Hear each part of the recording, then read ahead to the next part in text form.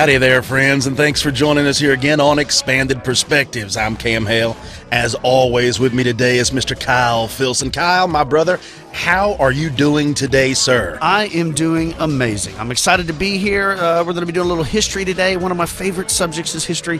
And I'm doing great, man. I can't complain. How about you? Did you keep your powder dry with all the storms? For everybody that's been messaging us and all that and been seen on the news, thank you so much for caring about us. It has been bad. I got a tree down at my house. I've been cutting and working on that. The rains, it got so damp it actually fell, and it fell through part of my fence, hit part of the house. House isn't damaged. Fence isn't too bad. Fixed that already. Yeah, it's been wild as hell down here with the rains. It's been pretty crazy. Flash flooding, there's been some deaths, there's been some accidents, there's been some dumbasses think they can drive their vehicles across low water crossings and they get washed down the river, which that's what you get. That's called paying the stupid tax. Don't drown, turn around. Exactly, yeah. Just because it's not deep doesn't mean it's not roaring across that area. That's so right. You got to think about that. But other than that, everything's been good. This week, the weather is going to break. It's going to be beautiful, the whole thing. But without any further ado, I'm going to talk about real quick and give you a quick bio on who we're speaking to today, folks. We're going to jump into it. No news today. No news. We're jumping into it with Mr. Graham Phillips. That's right. Graham is actually, for several years now, been one of Britain's best-selling nonfiction authors, and he started writing in the early 80s. He was a radio journalist, a broadcaster for the BBC. He even helped edit some popular magazines over there. But he's turned all of his attention and all of his investigating skills onto these historical mysteries, if you will. Now, he wrote several books. He started doing some writing, co-authoring some books with a fellow named Martin Keatman. But he's been digging into these books and these stories. And, folks, I'll give you a rundown. He talks about Alexander the Great. He talks about the Templars and the Ark of the Covenant. He talks about Merlin and a possible discovery over here in the New World. But the book we're going to be discussing today is The Lost Tomb of King Arthur. And I'll tell you right now, it's a book that I've loved. Kyle loved it. We dove into it. We get into it really good with Graham. Graham covers all the bases on it. You're going to be surprised. If you had your mind set on what you thought King Arthur and the whole story was, and the whole thing was just a bunch of malarkey and maybe a little folktale, we're probably going to change your mind. There's some really interesting stuff that he's found. And, man, I tell you what, I think it's pretty much sealed for me. But before we jump into that, I'm going to hand it over to my bud over here, and he's going to lay out everybody, bring them up to speed on the whole story of King Arthur. So, Kyle, if you will, sir, let's kick this puppy off.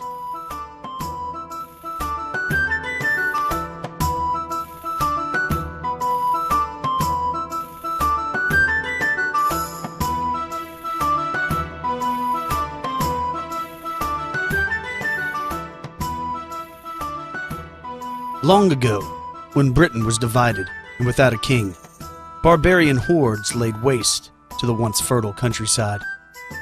The throne lay vacant for a just and righteous man who could free the people from their servile yoke and drive the invaders from the land. But only he who could draw from a stone the magical sword Excalibur could prove himself the rightful heir. Years passed, and many tried, but the magnificent sword stood firm and unyielding in the ancient weathered rock. Then, one day, a youth emerged from the forest, and to the amazement of all, succeeded where even the strongest had failed. The people rejoiced. The king had come, and his name was Arthur. On ascension to the highest office in the land, King Arthur set about restoring the shattered country. After building the impregnable fortress of Camelot and founding an order of valiant warriors, the Knights of the Round Table, the king rode forth to sweep aside the evil that had beset the kingdom.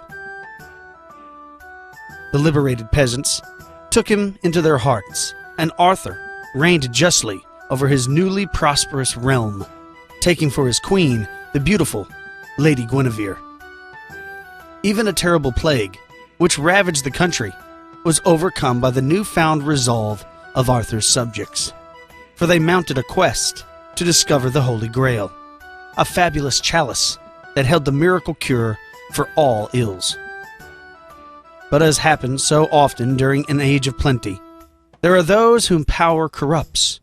Eventually, a rebellion tore the kingdom apart, and an armed uprising led by Modred, Arthur's treacherous nephew.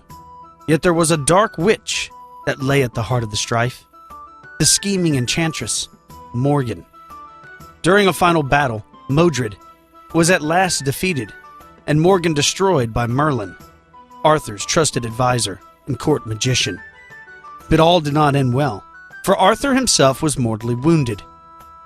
As he lay dying on the field of battle, the last request by the once mighty Arthur was that Excalibur, the source of all of his power, be cast into the sacred lake and lost forever to mortal men. When the magical sword fell to the water, an arm rose from the surface, catching the weapon by the hilt and taking it down into the crystal depths. When the great king was close to death, he was taken away on a boat, bound for the mystical island of Avalon, accompanied by a group of mysterious maidens. Many say that he died and was buried upon that island. There are those who believe that Arthur's soul is not to be found among the dead. It is said he only sleeps and one day will return. This, in essence, is the fabulous tale of King Arthur and the Knights of the Round Table. Most people know it in one form or another, all over the world. But today, we have a special guest with us, a Mr. Graham Phillips, and he says that King Arthur was not just a fantastical story, but in fact a real man. Not only that, he knows the final resting place of King Arthur. He knows the final resting place of the magical sword Excalibur.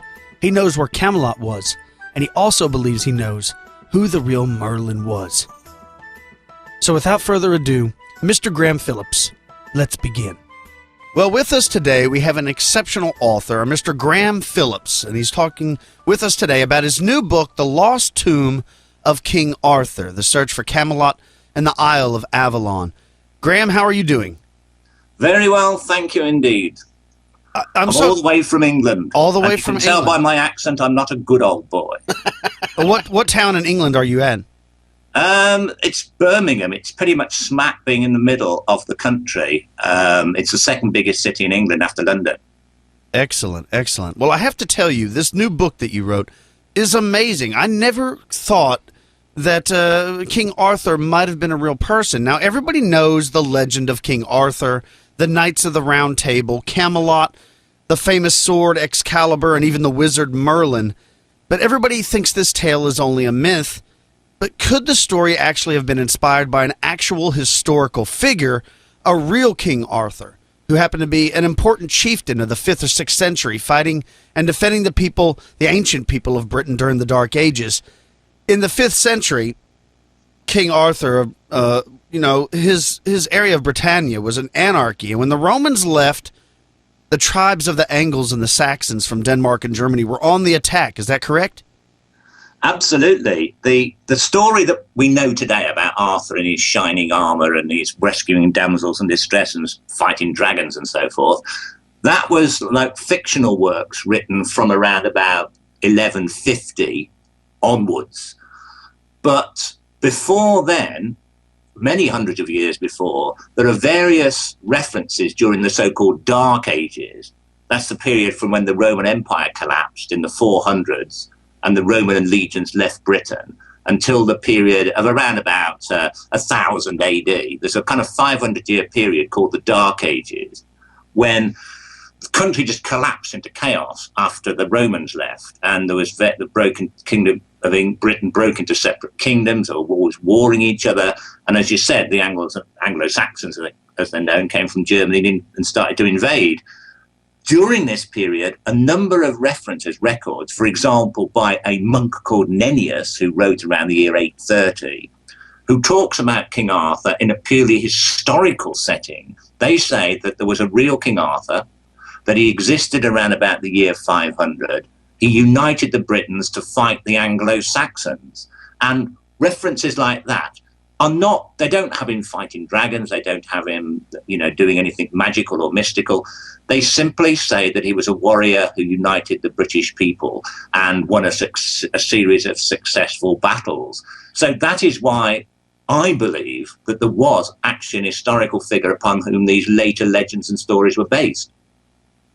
Well, and it also, I want people to know that this wasn't just like an easy thing. Like we think today, oh, well, I'll just get online, or I can go down to the local library and pull it all up. I'm sure during these dark ages, there wasn't a lot of record keeping. Like, I know the Romans kept a lot of records, but I'm sure in between that time and let's say the time of the medieval Middle Ages era, the record keeping must have been shoddy at best. So the idea of you finding it is amazing to me also, the work you had to put in for that. The reason there's so little records that survive from the Dark Ages is really, well, threefold. One, everyone was so busy fighting everybody else that there was never much time to sit down and write, except for monks in monasteries. Secondly, one thing that people forget is that in order to write and have it preserved, you've got to have something to write on and to write with. Now, the manufacture of writing materials and inks and the manufacture of paper was fine when you've got some kind of, industries that was here during the Roman period. But once that went, apart from, again, a few isolated monasteries, no one was producing anything to write on or to write with. So apart from inscriptions on stone, gravestones and so forth, we really don't know that much about it. The third reason why there is very few writings surviving from that period is because the damp, horrible weather conditions of Britain mean that anything that was written, unless it was kept really safely in, again, perhaps a monastery or an abbey, it would have just rotted away. And there is, in fact, only literally a handful of records that do survive from this period. But the interesting thing is that nearly all of them do make a reference to King Arthur as being an historical figure. I guess I've got to ask you this because it drives. How much was your blood pumping when you kind of started down this, and then all of a sudden you started finding these breadcrumbs that you started piecing together? You had to get your blood pressure up when you started finding this, because we're teasing this, fixing to get into it. So the listeners, we can't just jump in just yet, because it's an amazing story of actually kind of how you traced it all down, because I kind of alluded to fight names. You think of men that are boxers or MMA fighters, they all have these fight names. And it's almost like how you found this fellow was through fight names. Yeah, people have said that the earliest references from the Dark Ages, which date from the period at which Arthur existed, although I said a lot of the Dark Age references mention him, the period that he actually lived, the contemporary references, don't mention him. And people have said, historians have said, well, this proves that these later writers, even though it was still during the Dark Ages and centuries before the medieval romantic stories are written, that this King Arthur must have been invented later on because there's no contemporary references to him. But then I began to realize that many of the people, the historical figures that existed around the period just after the Romans left, the Celtic people of Britain, as they were known, and Celtic people still survive in Wales, in Britain, or Ireland, but all of England was occupied by Celtic people at this time, and they had a tradition of, if a warrior proved himself magnificent in battle, he was given a battle name or a title, usually of an animal, or a mythical animal or a real animal, like the fox, for example, for somebody who was cunning. If somebody was far-sighted, they might be called the eagle, and so on. And I realized that a lot of figures that we have, that people have studied history of that period, a lot of these figures that they know about under their battle names or these titles. So I began to wonder whether Arthur might have been preserved under a similar battle name or title, which is why his name isn't in contemporary records. And there was writings of a monk by the name of Gildas, who wrote within living memory of the period Arthur is said to have lived.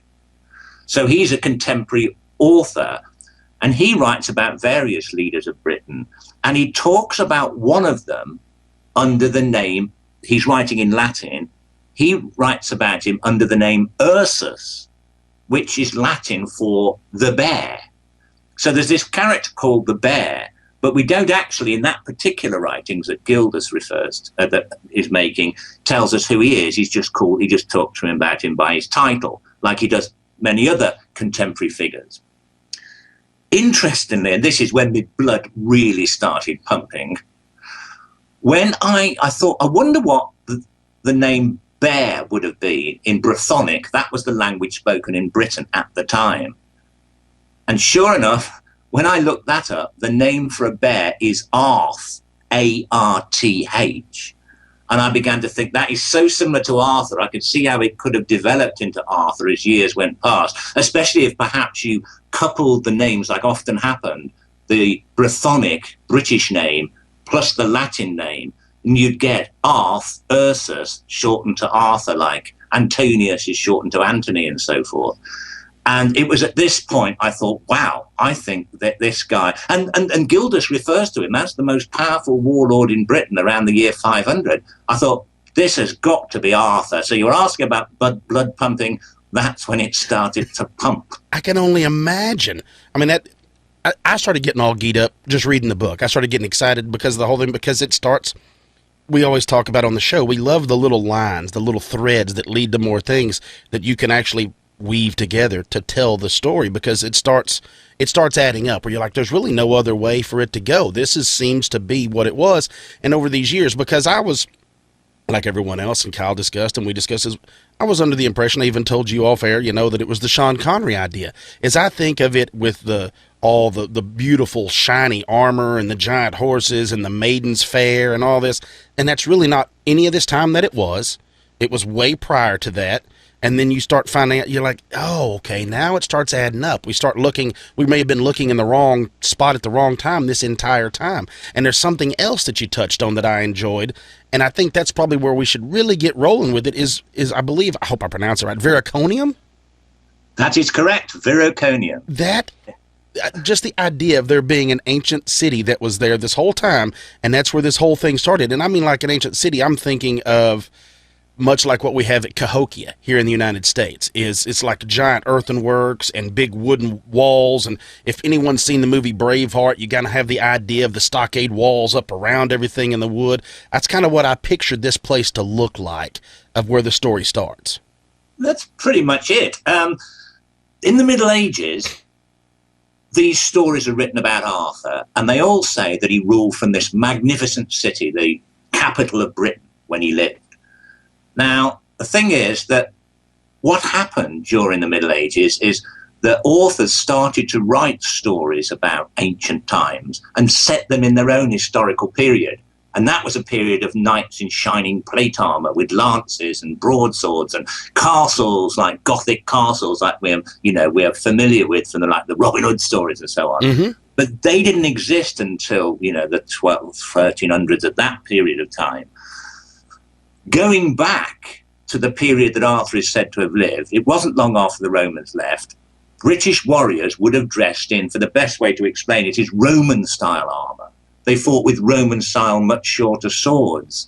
They hadn't even invented stirrups at this point, so riding on horses, you couldn't possibly have held a lance and gone charging at somebody because you'd have fallen off your horse. You needed pretty much at least one hand on your reins of the horse, and you couldn't hold one of those great big lances without basically having both hands free. So there's a lot, and also you were talking about the kind of stockades. Castles of the sort of Gothic sort didn't exist until the Middle Ages. Back at that period, you've got Roman-style fortifications. Houses were pretty sophisticated, and so were places people lived in. They had underfloor heating, which the Romans invented, which you need in Britain because it's so cold and rainy.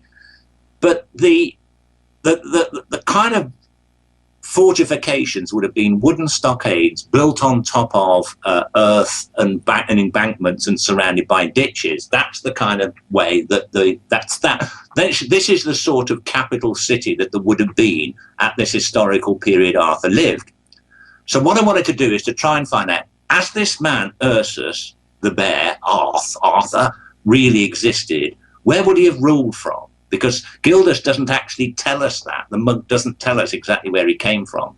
So I'm trying to look for an historical Camelot, if you like. Somebody would say, well, why don't you just look at a map and find a place called Camelot? Well, there is nowhere called that in Britain anymore. And also, it seems that the name Camelot was invented in the 1190s by a French poet called Chrétien de Troyes.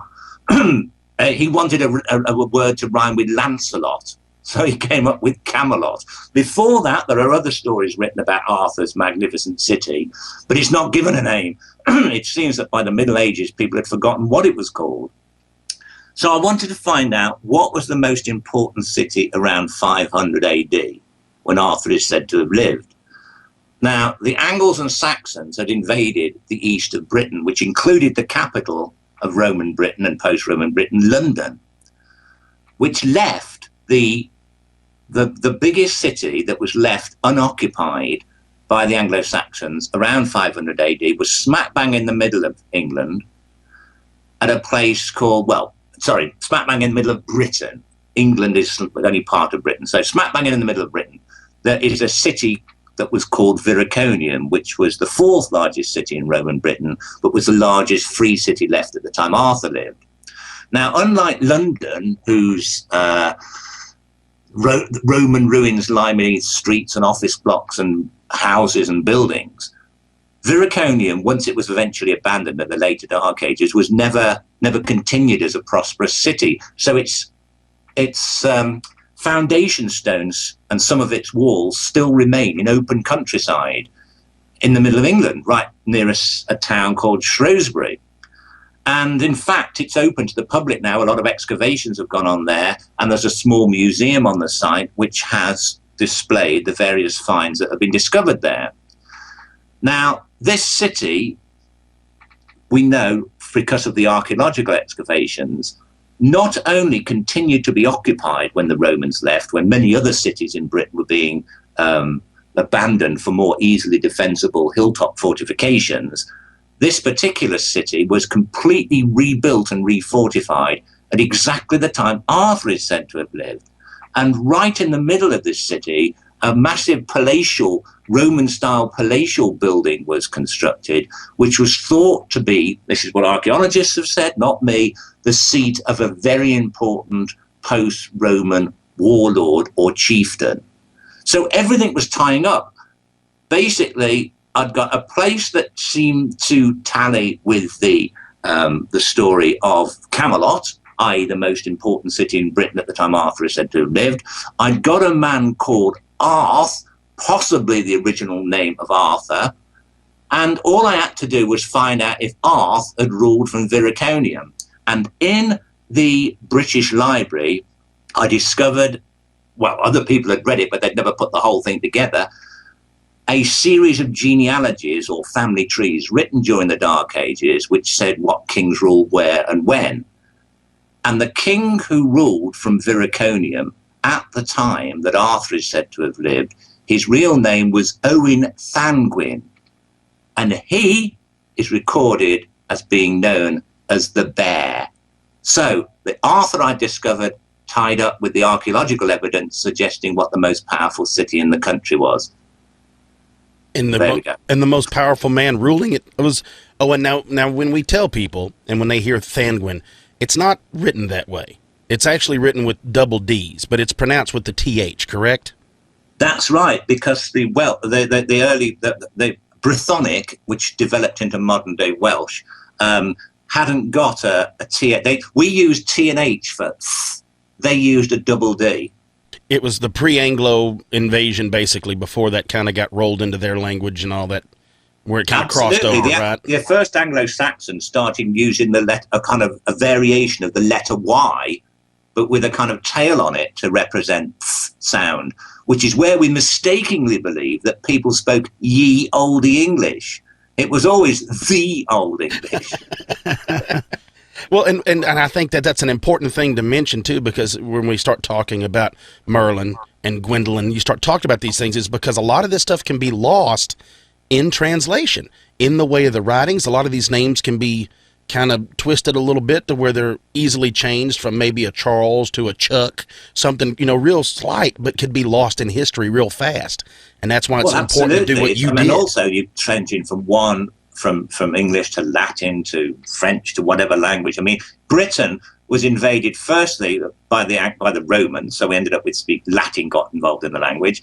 Then came the Anglo-Saxons, so we ended up with pretty much what is German, early German, tied up with the language. Then came the Vikings, so we ended up with Danish and Norwegian, and then came the French. They invaded us, and so we ended up with French being added in. So the modern English is a combination of a whole lot of different languages. Well, and I guess everybody's, because I was all excited, but because everybody's favorite is always Merlin. But you found someone that you've tied to Merlin also. Yeah, what was really interesting is that I wanted to find out if any other characters involved in the Arthur story may have been based on historical figures. And Merlin is probably the most fascinating because he is supposed to be in the, in all the medieval tales. He's the kind of real power behind the throne. It's him who prepares the way for Arthur and advises him and so on. Okay, so I might not actually believe that he could do all these magic things, but was there a real person who maybe had knowledge that others didn't have of healing or military tactics or whatever it would needed to make King Arthur so successful? The monk Nennius that I mentioned, who wrote in 830, who refers to a series of Arthur's battles, also refers to a man called Ambrosius, who seems to have risen to power to rule the Britons at the time that Arthur is said to have, just before the time Arthur is said to have done that. Now, in the earliest Arthurian tales in the Middle Ages, Merlin's real name is Ambrosius. He's another character that has one of these battle names, if you like, or a name that these names of animals were not only given to warriors, they were given to other people of renown, holy men, and so on. And Merlin, the name Merlin actually means eagle in Brythonic. There's actually still a small bird of prey called a Merlin today. And his real name, we're told, was Ambrosius. Now, this seems to be the same Ambrosius that Nennius is talking about, who was actually a ruler before the time Arthur ruled. And if we go back to some earlier references, like this monk Gildas I mentioned, who wrote within living memory of Arthur's time, he talks about Ambrosius being ruling Britain in the late 400s. He's the last of the Roman generals in Britain. Apparently, when most of the Roman Empire in the West collapsed to the advancing Gothic armies of the Germanic-speaking Goths, the Visigoths, the Ostrogoths, and so on, the last of the legions fled over the English Channel from France, settled in England, and like the last of the Roman soldiers under the command of this man Ambrosius Aurelius, helped to fend off the Anglo-Saxon invasions.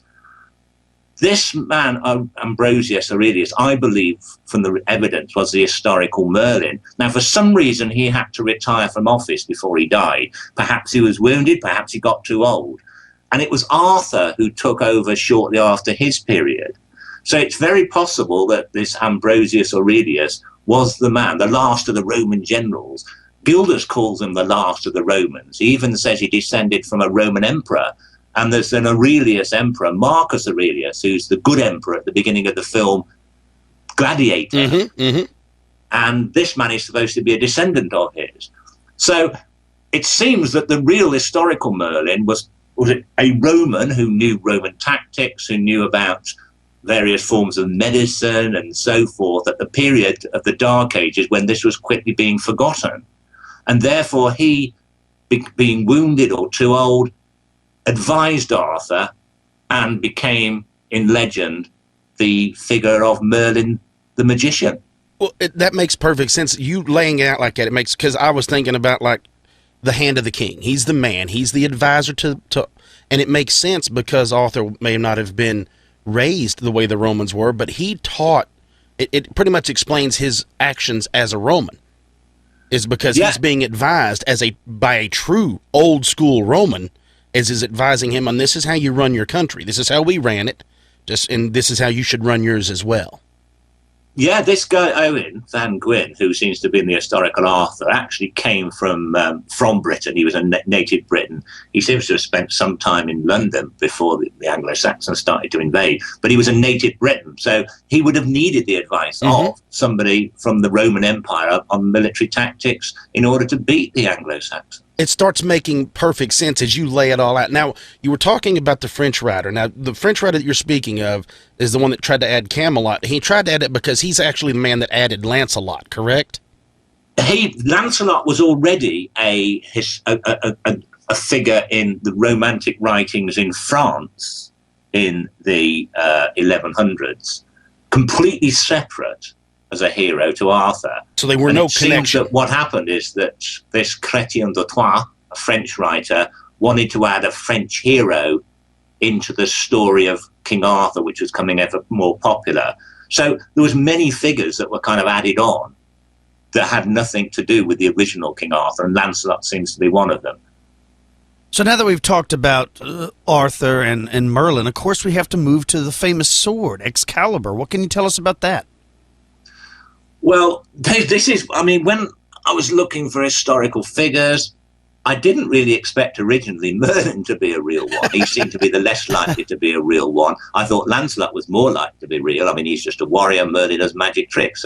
But that was a surprise. Even more of a surprise was the fact that one of the themes from the Arthurian story that I thought has got to be made up was the Excalibur story, because according to the legend, when Arthur is dying on the field of battle, he eventually has this rebellion, which is led by Mordred, his nephew, and the two of them kind of give each other a fatal blow on the field of battle. Mordred dies immediately. Arthur kind of takes his time dying and tells one of his knights to throw his sword, Excalibur, into a nearby lake. And when the knight does this, this arm of this mysterious nymph-like figure called the Lady of the Lake breaks the surface, comes up, grabs the hilt of the weapon and takes it down into the depths of the lake. And when the knight then returns to Arthur, he finds that Arthur has died, or at least he's being carried away on a barge across the lake that he's just thrown Excalibur in, to an island in the middle called Avalon, where he dies, or he's buried, according to some legends. Now, the whole story of a Lady of the Lake, a kind of mermaid type thing, getting Excalibur, seemed a bit crazy. But I found that Roman writers, when referring to Celtic practices in Britain, said that when a warrior died as part of his funeral rite, his sword was thrown into a sacred lake as an offering to a water goddess in order to provide him with safe passage to the underworld. Now, could this story of a water goddess, and they believe that if you threw the sword into this sacred lake, be associated with the Excalibur story? You know, it gradually became an idea that there's a real lady swimming around in there.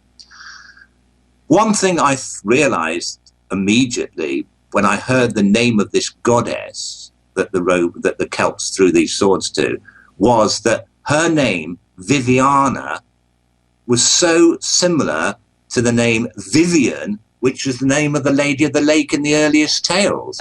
So I believe that this is why the story of Excalibur came from. And it's not just that the Romans have told us about these swords being thrown into lakes. Archaeologists have excavated the beds of a number of dried up lakes that were sacred to the Celts and found, amongst other items, that swords were thrown into them. And they were preserved in the mud at the bottom of the lake that then dried out.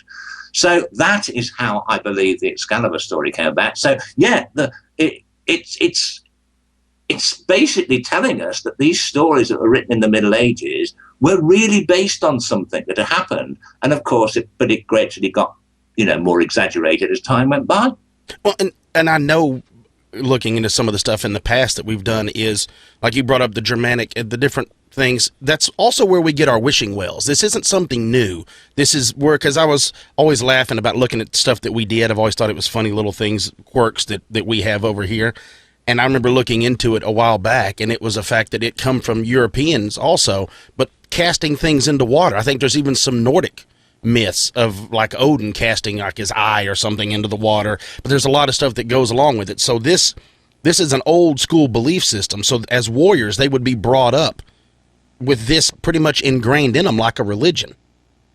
Yeah, the idea was that the Celtic people, particularly of Britain and parts of Europe, believed very much in water goddesses that inhabited sacred pools, sacred lakes, sacred wells, and they believed that these lakes or pools or stretches of water were kind of some kind of portal to the other world, the underworld, the next world, heaven, if you like.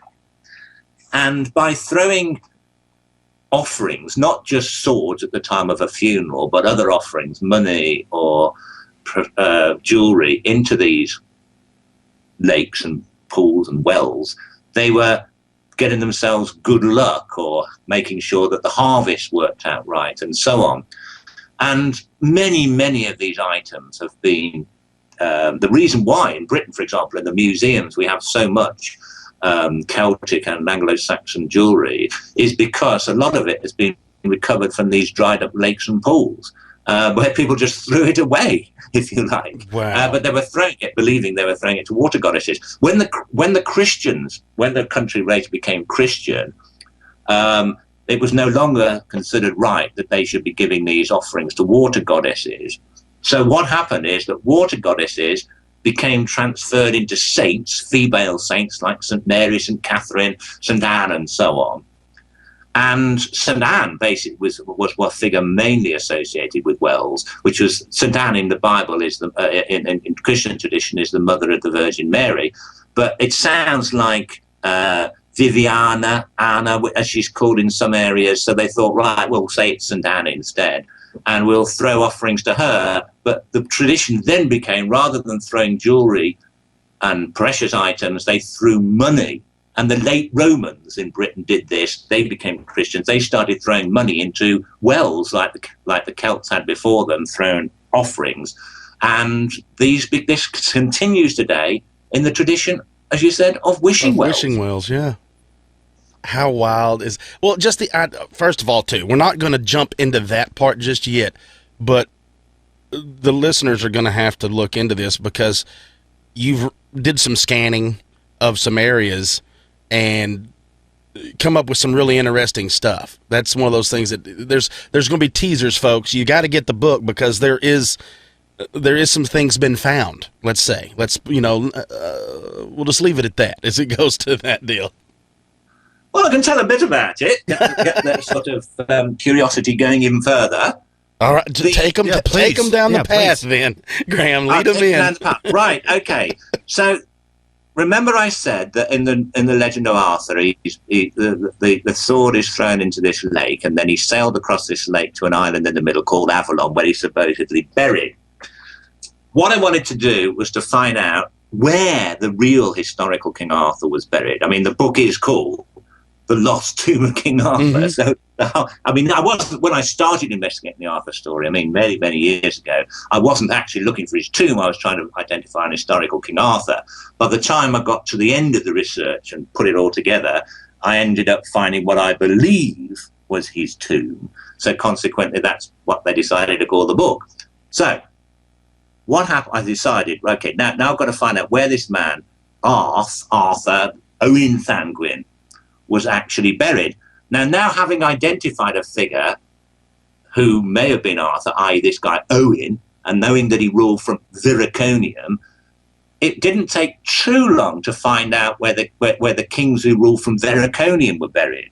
The answer is actually preserved in a Dark Age war poem about the exploits of the kings of Britain that was written in the 600s and still survives in the Bodleian Library at Oxford University. Now, this particular story tells us that the kings from Viraconium were buried at a place called the Churches of Bassa. Now, when I looked at a map in the area around Viraconium, I found that only about 8 miles to the north of it was a place today called Bass Church. Churches of Bass Church, it's surely got to be the same place. And right there's a village called Bass Church, and right on the edge of it, there is what is a hill, a small hill, which is from a limited amount of archaeology that had been done there, is known to have been occupied around 500 AD. And structures, earthworks were built there, like earthen embankments and moats, but it's not believed to have been a defensive structure, because the moat is on the inside of the embankment, which would be silly for a defensive structure. It's more likely to be some sort of ceremonial site. But back in the Dark Ages, the whole of this hill was surrounded by water. It was an island in the middle of the lake, a lake. And a lot of this area is dried up now because the land has been drained for reclaiming farmland, but still some of the parts of the original lake survive. So it's not an island in a lake anymore, but it was during the Dark Ages. This was the place, according to this poem, that the kings from Viraconium were buried. And then I've got another link with Arthur. Arthur is supposed to have been buried on an island in the middle of a lake. Avalon, I thought, could this have been the historical Avalon?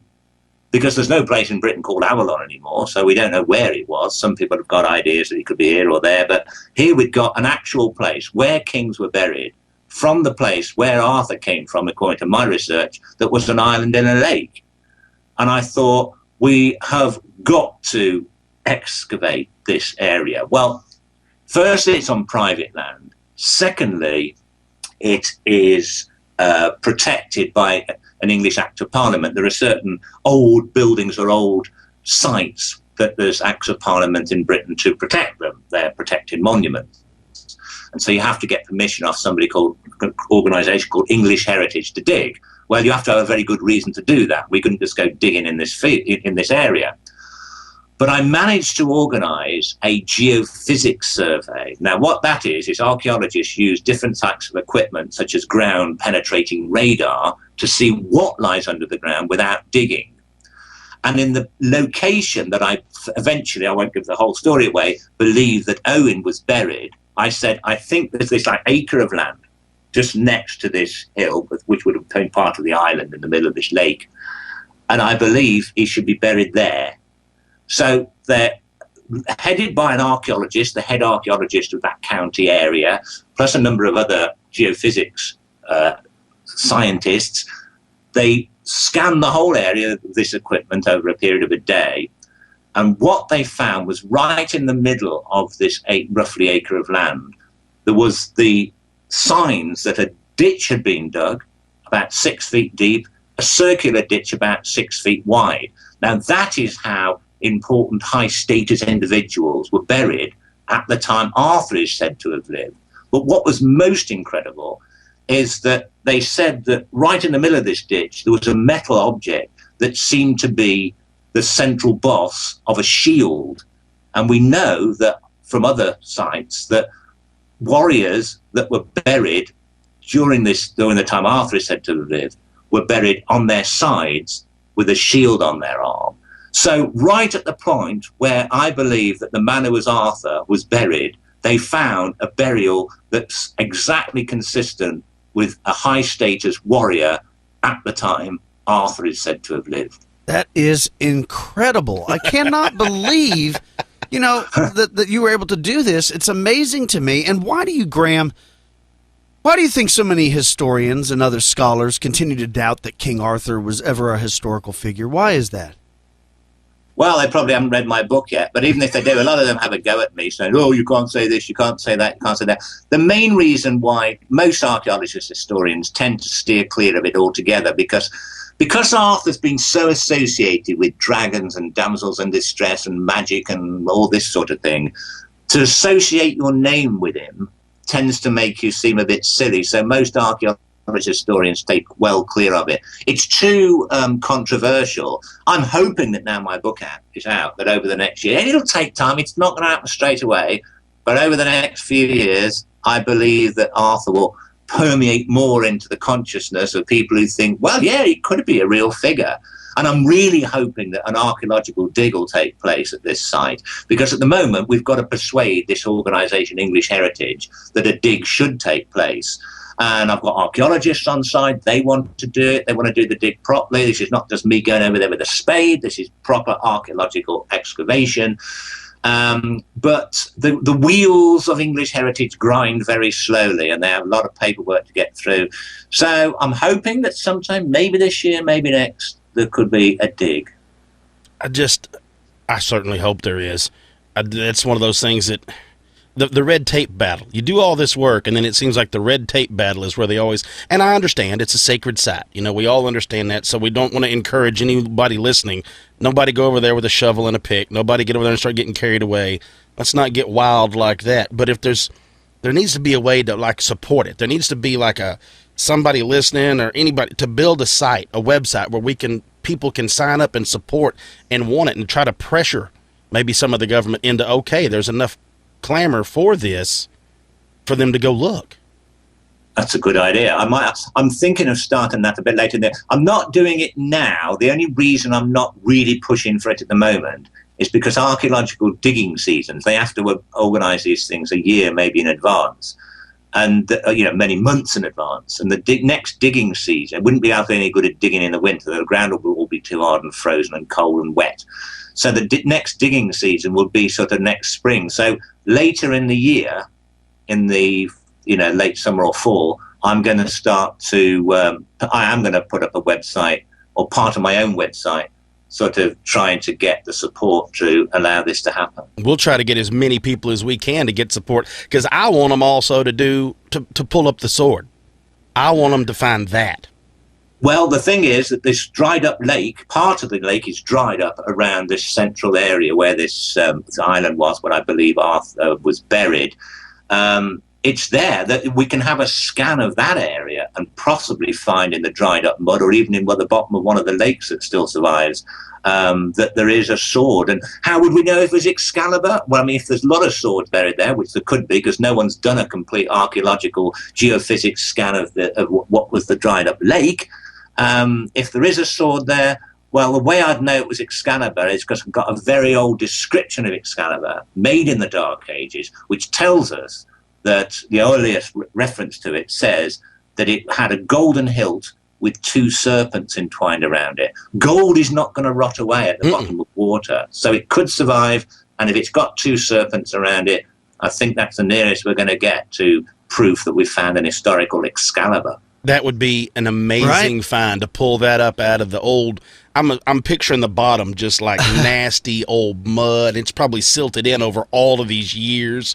No telling what it's buried in, but I can imagine dragging it up out of there. I picture one of those underwater like machines where they try to pull up gold, like a vacuum. You need to vacuum all that stuff up and pump it out someplace else where you can get down there to it. Right? That is incredible. Also, like, Graham, how in your book you talk about, if anybody thinks that all these findings and stuff that you've discovered is all hogwash, you even point out in your book that although there's a lack of historical documentation or an inscription from that time period bearing King Arthur's name, that there's other historical figures whose existence, academics seldom question, who also lack any surviving contemporary mention, such as Jesus Christ. So that's an important wording that you put there, because I really like it. I think that these legends were based on an actual person, and you're the first person I've ever run into that actually shed light, and that this was perhaps this Owain Thackwin, was the bear, was this King Arthur. It's an incredible book. Where can people find this book and support your work? Well, I have it's published by Inner Traditions, so it should be available in shops like Barnes and Noble. It's on Amazon.com, Amazon.co.uk, so you can buy it from Amazon. The publisher distributes it well. But if you want to sort of find out a little bit more and see some of the pictures of the places and things I've been describing before you decide to commit yourself to buying the book, my website is grahamphillips.net. grahamphillips.net. And on the first page, you'll see the pictures of all my books, and you just click on one of those, and each one gives you a good few pages of information about what the book tells, the sort of things I've been talking to you about, plus there's plenty of diagrams and pictures. There's so many books on here that I'm going to get going down that you've written. You've got about Alexander the Great, about Robin Hood, about Moses, about Merlin. I can't wait to dig into these. I'm definitely fixing to be getting with you and getting some more of those. Oh, great stuff. Thanks. The history, the folks. This is one of those stories that I'm so glad someone took the time to do it, Graham. I'm really, really thankful that you took the time to really dig into this, because it's something that needs to be told. It's one of those things, like we said, it's too often, and you hit it perfect, that it's intertwined with the dragons and the fantasy realm, and everybody slowly, if it's not told now, it may completely fade out of existence to where it becomes nothing but folklore. But I think this story is really great as far as like a look back into history at how things can change, how a true story can be twisted over time and turned into folklore that we see now. And I think this book is ideal because we need to look at other stories like that. We need to look at other things in history, other folk tales, and people need to dig into that and see if there is some truth to it, because we may be missing a whole lot more history of stuff that we thought was nonsense. Absolutely. I mean, if this has been almost lost about Arthur, imagine how much stuff has been lost about a number of other historical figures.